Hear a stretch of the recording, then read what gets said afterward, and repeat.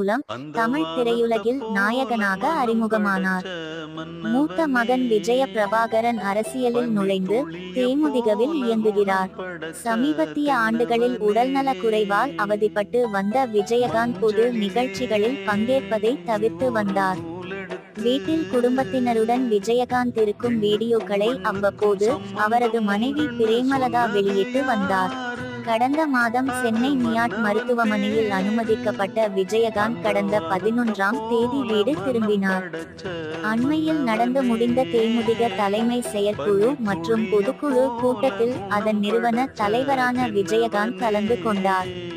உடல் நலிந்து போயிருந்த அவரை 2 பேரை தாங்கி பிடித்து கொண்டிருந்த காட்சி அரசியல் தாண்டி அனைவரையும் கலங்கச் செய்தது.